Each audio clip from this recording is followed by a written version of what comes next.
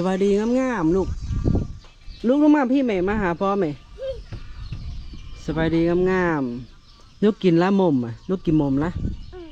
โดยแม่พายกินละกินไปไหน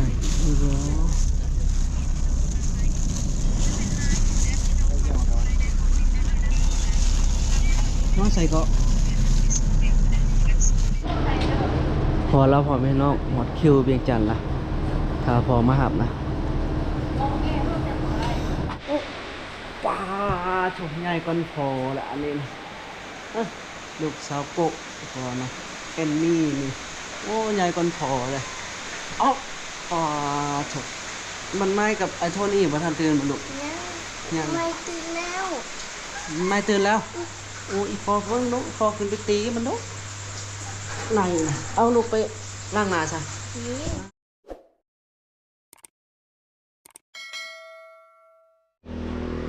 กราบทักทายสวัสดีพ่อแม่พี่น้องFCทุกท่านเข้ามาตามมาชม2,000ใหม่สวัสดียันเบ่งแรงพ่อแม่พี่น้องมาแต่หน้าแล้วก็มาอาบน้ำอาบหยังน่ะจะไปหับลูกสาวอยู่เวียงจันทน์มาขอบลูกสาวคนนี้ก่อนลูกสาวพันใหม่อีกคนนึงอยู่เวียงนะผู้ใหญ่ลาลูกนี่ลูกสวัสดีก่อนฝนจะตกอีกลูก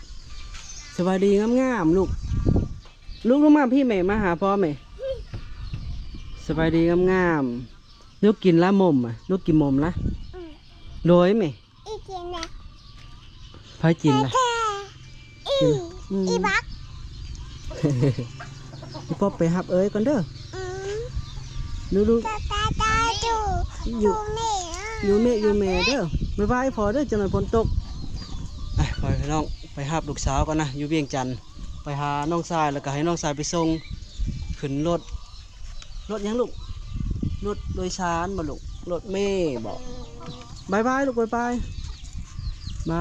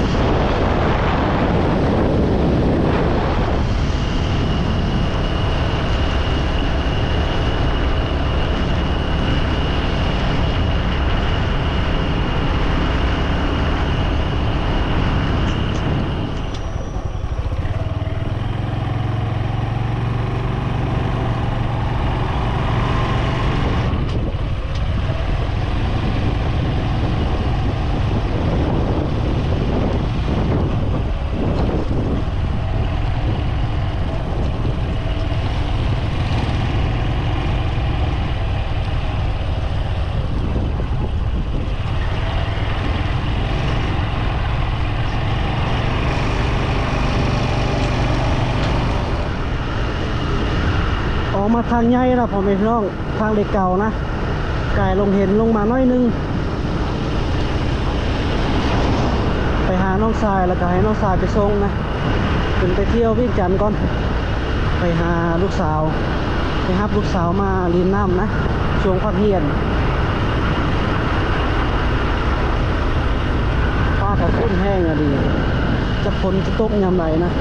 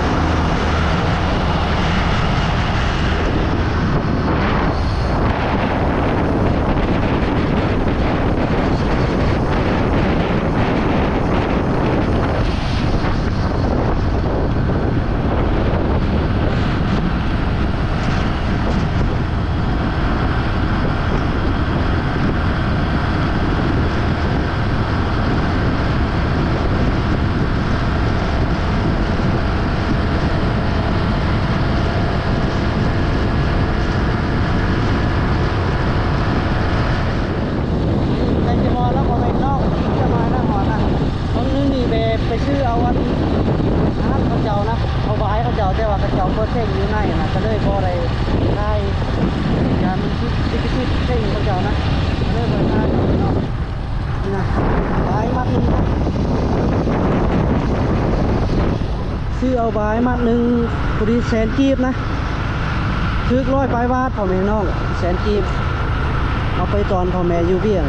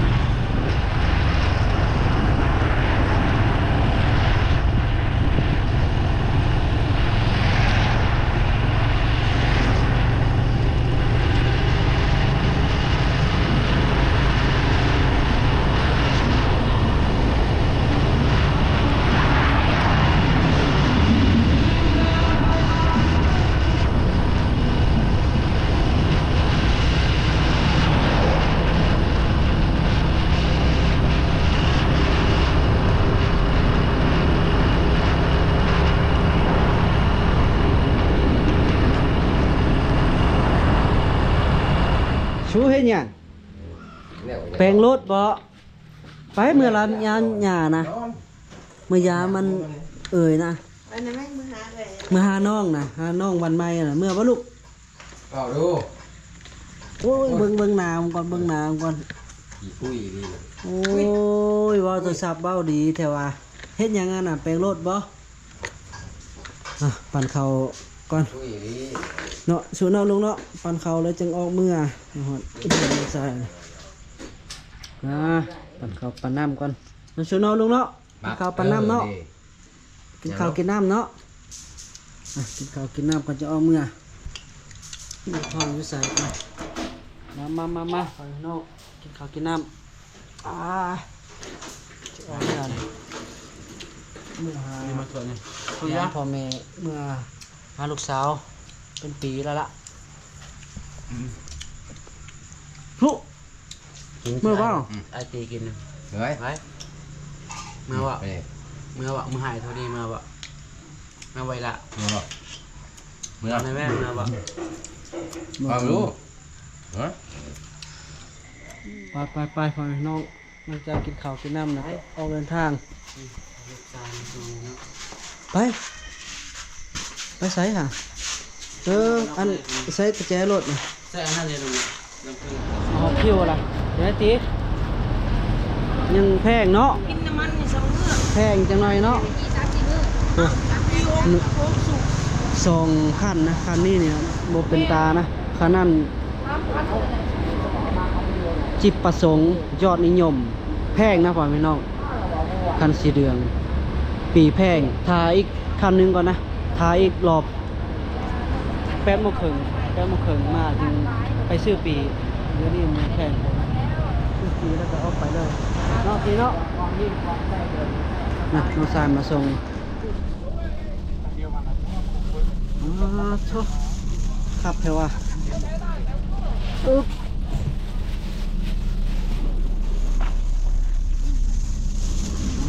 โอ้มันเป็นไปได้เหรอ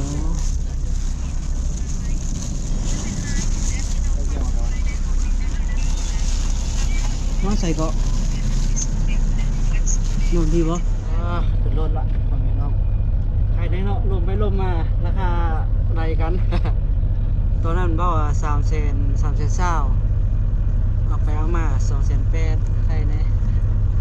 ซื้อปีบ่ขอบใจนั่งทางหลังพี่แหละมันจึงยอกดีกระวับเลยแหละนะไปนะไปใส่ก็ลงเวียงจันทน์โดยคือกันลงคิวบ่โดยลงคิวคือกันปกติมันมีอีกคนนึงนี่เนาะมันต้องมี4เนาะจังหน่อยมาอีกคนนึงจังหน่อยผู้สาวมาใช่โย ผิดกฎได้ กำลังออกจากเซโน กำลังเดินทางถือว่าเป็นมาเต็มนะเป็นมาเพิ่มอีกคนหนึงนะนั่งทางหลัง4 คนกับย่าเพิ่นจิว่าเพิ่นหลังสุดโยกดีขนาดข้างหลังนะโยกดีขนาดพ่อพี่น้องตัวคุมตัวไหนบึ้มปั๊มตลอด ไปฮอดเวียงจันทน์พุ่นแหละจึงพ่อกันอีกเทื่อนึงฮอดลูกสาวพุ่นแหละพอแล้วพ่อแม่น้องหมดคิวเวียงจันทน์ละถ้าพอมาหับนะรถที่เฮาขี่มาคันสีเหลืองเป่ามัก2เลย2222หมดแต่เช้าเลย4 โมง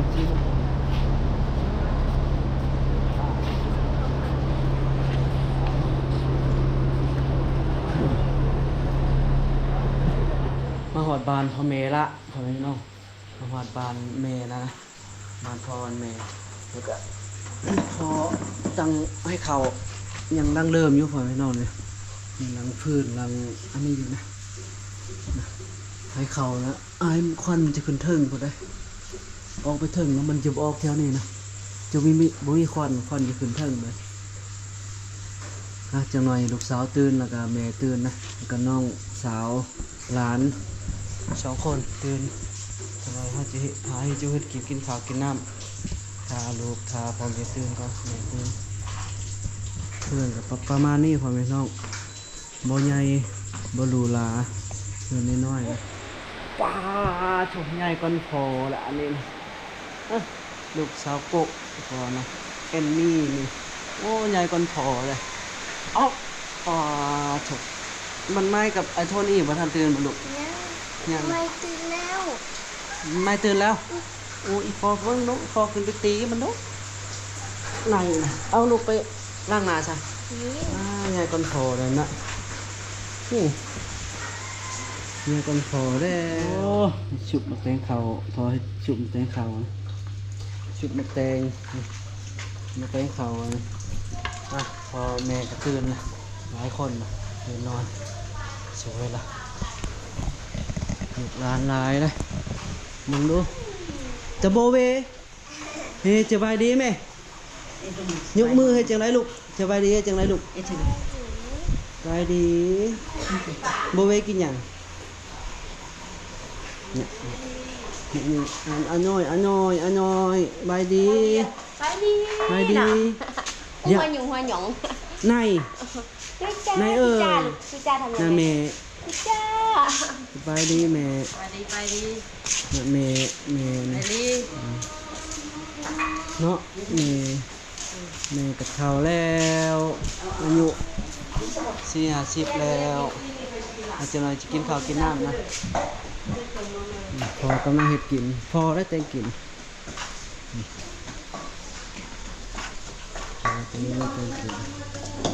เฮ็ดหยังก่อนต้มเจียวนั่นแหละเชื่ออันมะแขงอ่ะ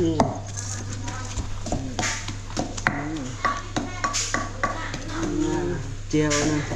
เจียวหวายไปเผางัวพอเท่าไปจะพอเท่ามันเผาหันเลยมะแตงซุ่มแตง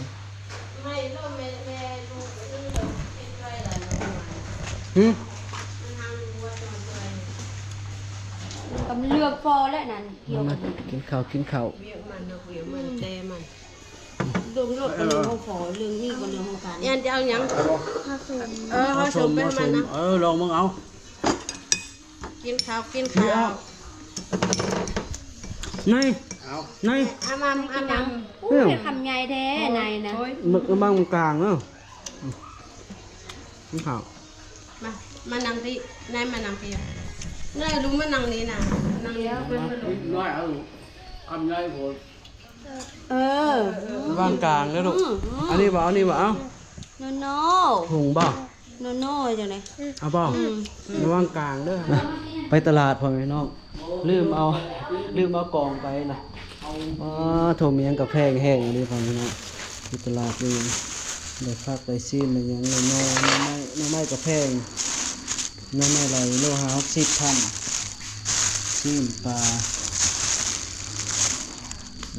เจ้าซื้อเครื่องให้2 ชุดก็เลยจะให้เยอะกินเฮ็ดเป็ดกินลาบเป็ด ไปลองชิม มาพอพี่น้องยำจีนมาหน่อย ยำจีน อันนี้มันยังลูกซีน ลูกชิ้น ยังกับแพงแห้งเนาะอยู่ในเมืองใครจะอยู่ป่าบ่ได้ชื่อน้ำมันขึ้นไปกันแล้วยังกับแป้งแพงจานละ10 ปลาย ปลาเธอจะมอง นี่หา60แพงมากินอาหารอยู่ในเมืองกันเนาะอันนี้เราจะน้อยลูกลงไปพุ่นก็กินอาหารป่าแล้วบ่มีนะอาหารในนี้ตัวนี้เนาะตัวนี้ก็กินนกน้อยตัวนี้ลงมาลูกลงวะ ลุงบ่ต้องไปยุ่งบ่หำเด้อบ่หำยุ่งเด้อ ไปโยมลุงใหม่ก่อนโยมลุงใหม่ก่อนมันจะมาโยมบ่หำเนาะบักโก้บักง่าย เดี๋ยว นะ เราทำสูตร พุ่น เขาเลย โมลูกนะไปเรียนพุ่นเนาะ ใบปลา เพิ่นปามลุงเขาสิไป อยู่หนึ่ง ไปเทียมอยู่ป่า เจ้าไห้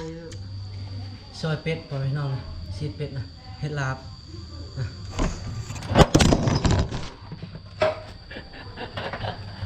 ตกกว้าม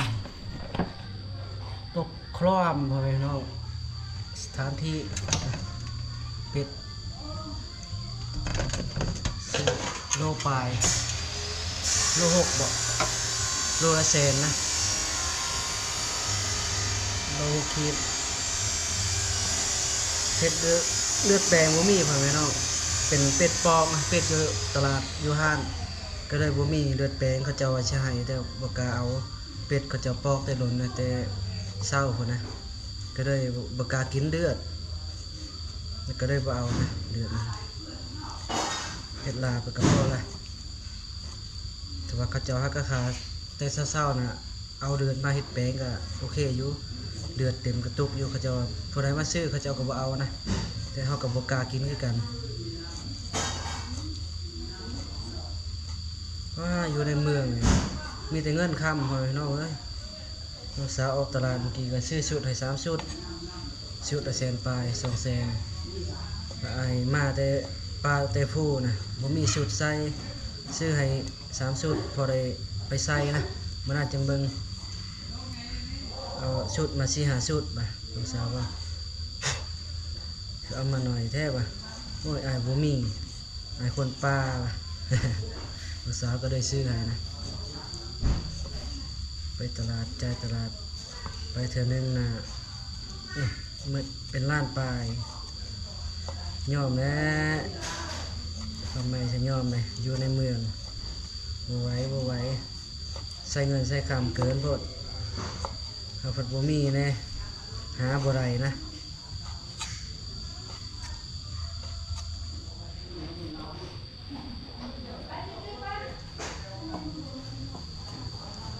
อยากไปขึ้นป่าเด้พ่อพี่น้องฝนตกช่วงนี้นะเขาเจ้ามานบักหลายนะไผก็มานหมู่ป่าไผก็ใดนะแต่ว่าอยู่บ้านก็ค่าทำให้ทำหน้าเดี๋ยวนี้ขึ้นมาเอาลูกสาวกันขึ้นมายามพ่อแม่เอาลูกสาวลงไปอยู่พุ่นบางทีลูกสาวจะเฮียนอยู่พุ่นก็ให้เฮียนมันเล็กน้อยหากก็เริ่มใหญ่เขาเจ้ายังคิดฮอดพ่อแม่อยู่นะ5-6 ปี6 ปี 7 ปีจน10 ปลายปีก็เขาเจ้าบ่ติดพ่อแม่แล้วไปใส่ก็สบายนะใหญ่อีกจังหน่อยจึงเอาขึ้นมาเฮียนอีกเห็นพ่อแม่อยู่เบียนพันใหม่ก็คิดฮอดอยู่ถึงว่าบ่มีหยังกินก็หาผักหาปูหาปลาหานกน้อยได้ให้กินเขาเจ้าก็อยากยืมพ่อแม่โทรมาก็อยากลงไปโทรมาเท่าไรก็ว่าอยากลงนะอยากลงไปยืมน้องนะ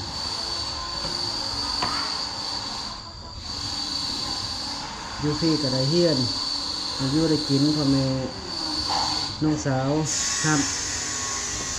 ก็กับประคักฉันอยู่พ่อแม่เขายังน้อยเลยอายุยังน้อย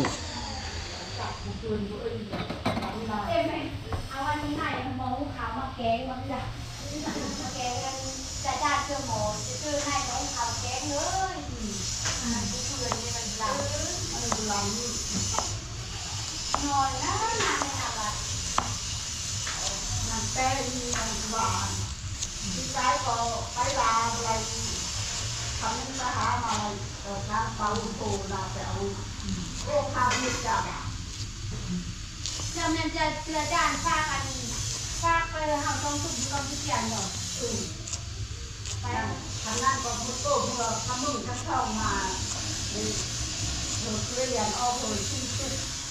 ออกจากวัดจากหนึ่งคือทำมันก็มาเอาเปล่าเปิดก็วัดทำไว้นั่นเนี่ยเขาจะฝากไปเขาดูกับพี่เจียนต้องสุกเองจ้ะไปทีรับเลยน้อยจ้ะคันพินากำเนิดหลายช่วงนี่จะรู้ดีเนาะเอ็นเอาถุงไปหลายๆเอ็นเอาทุกก้อนไปเอากันทุก ปอกว่าพายไป ตัว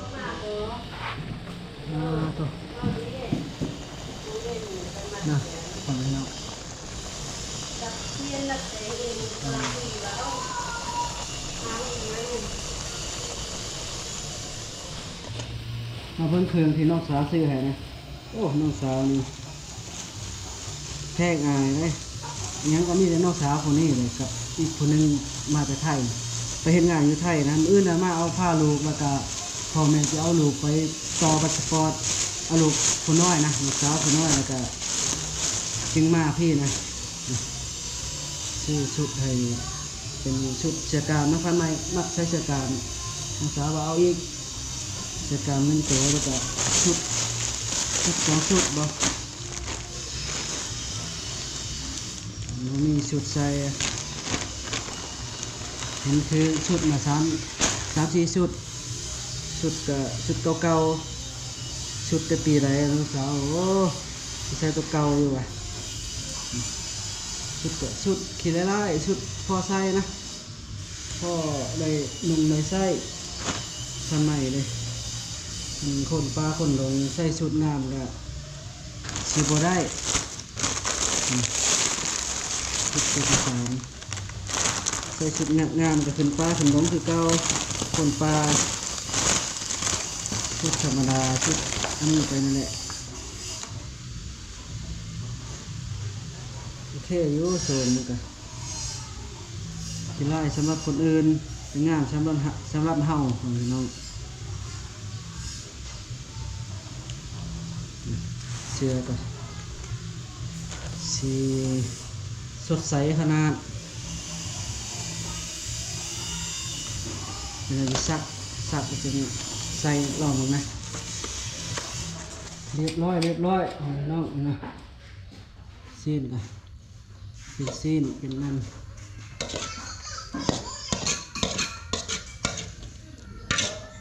แม่ถ่ายอันนี้นะคะอันนี้แม่ถ่ายได้ที่หวา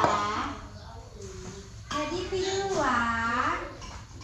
ลาบใส่ปีพ่อแม่น้องแอนนี่โทนี่กินเผ็ดได้บ่น้อยน้อง ฮะ โอ้นี่อันโทนี่กับแอนนี่กินเผ็ดได้บ่ อันนี้จะแบ่งกับอันนี้เท่านี้กินได้ทุกอย่าง แม่แอนหน่อยนึงเนาะ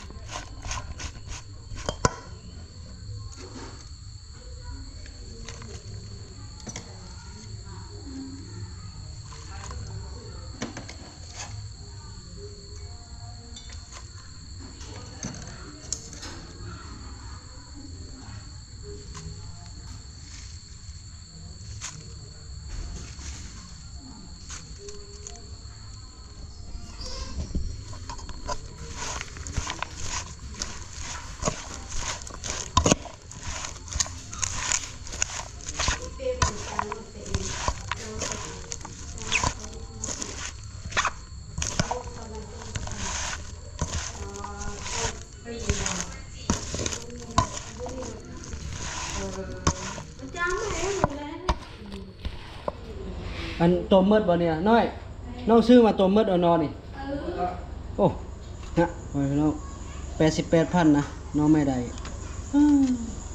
เลยครับแกงเทื่อนึงนะหม้อแกงนึงถ้าว่าแกงต้มจำแจ่วกะปิอันนี้ครับโอเคแล้วนะลาบเป็ดบ่แม่นแป้งเป็ดนะเป็นลาบนะกำลังล้างผักล้างหยังล้างผัก เขาจะอีกเยอะเขากินมากินที ติดเดียวบ้านคนสีเลยสวนเลย คือเดี๋ยวขอตู้อันนั้นจะลาด ตู้ยัง ตู้อันลูกเรือคนนึงมันเป็นตู้พลาสติก ยามาตรงนี้ว่ายามาตรงนี้ปลายามาตรงนี้ว่ายังมีเฟอร์เลย ท่านบ้านเลยบอก เขาบ่ให้กิน มาเวท บ่ได้ตัวจริง มันก็มาเลยเนาะ ยามาบ่ น้อยนางอุ่นแม่ตัวเจ้าป่ากับนางนี่กับนางปารีสเอา ข้าวกินข้าววันนี้ ยาขมากว่านี่ เอ๊ะติ๊บข้าวน่ะ ยาขมากยา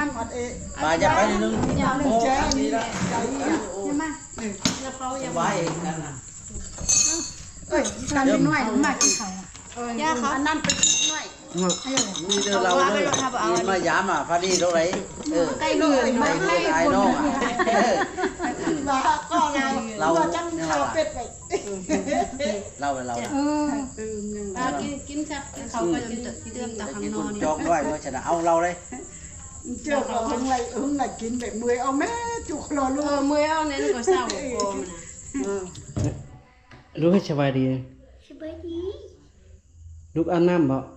อันแล้ว อาบน้ำนั่งเบิ่งพอเบิ่งอยู่ผมลูกคือบ่เป่าน่ะ แป๊บ จังได๋เป่าเด้อเป่าผมเด้อใส่คือห้องลูกอยู่ไส